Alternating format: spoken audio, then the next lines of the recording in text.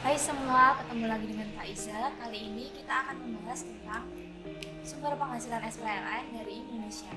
Sebelumnya telah dijelaskan bahwa orang pribadi atau badan yang tidak berdomisili di Indonesia dapat menjadi SPLN jika orang atau badan tersebut mendapatkan penghasilan yang bersumber dari Indonesia. Nah, sumber penghasilan SPLN dari Indonesia itu apa sih maksudnya? Sumber penghasilan SPLN dari Indonesia itu dapat dilihat pada pasal 26 Undang-Undang Pajak Penghasilan. Nah, di undang-undang ini itu dijelaskan jenis-jenis penghasilan. Yang pertama yaitu dividen. Dividen adalah bagian dari keuntungan perusahaan yang dibagikan kepada pemegang saham berdasarkan jumlah kepemilikan sahamnya. Yang kedua adalah bunga. Bunga ini termasuk premium, diskonto, dan imbalan sehubungan dengan jaminan pengembalian utang. Yang ketiga adalah royalti, sewa, dan penghasilan lain sehubungan dengan penggunaan harta. Royalti adalah uang jasa yang dibayarkan oleh orang atas barang yang diproduksinya kepada orang lain yang memiliki hak paten atas barang tersebut. Yang keempat adalah imbalan sehubungan dengan jasa, pekerjaan, dan kegiatan.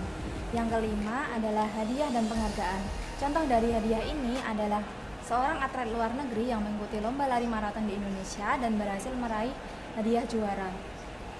Yang keenam adalah premi asuransi termasuk reasuransi. Premi asuransi adalah uang yang wajib dibayar oleh nasabah yang terdaftar kepada perusahaan asuransi penanggung.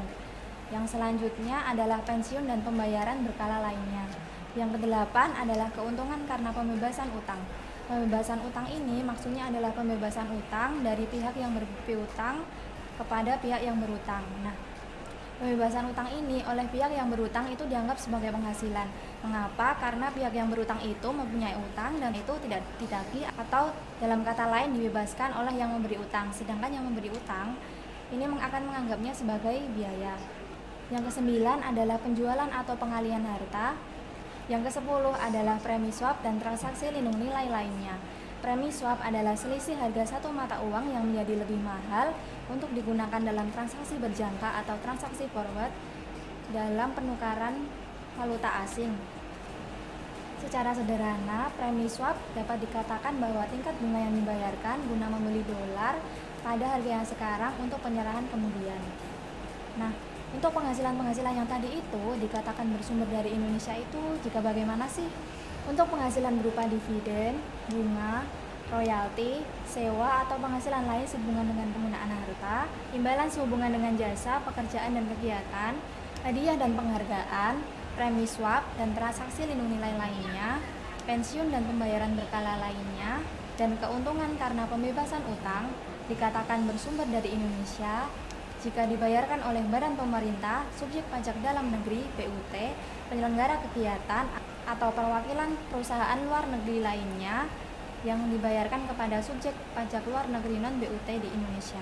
Untuk penghasilan berupa penjualan harta dikatakan bersumber dari Indonesia jika harta yang bersangkutan itu berada di Indonesia. Untuk premi asuransi atau reasuransi dikatakan bersumber dari Indonesia jika dibayarkan oleh tertanggung yang bertempat tinggal atau bertempat kedudukan di Indonesia. Untuk laba BUT dikatakan bersumber dari Indonesia jika BUT tersebut menjalankan usaha atau melakukan kegiatan di Indonesia. Nah, bagaimana? Sudah jelaskan mengenai sumber penghasilan SPLN di Indonesia? Sekian video kali ini, sampai jumpa di video berikutnya.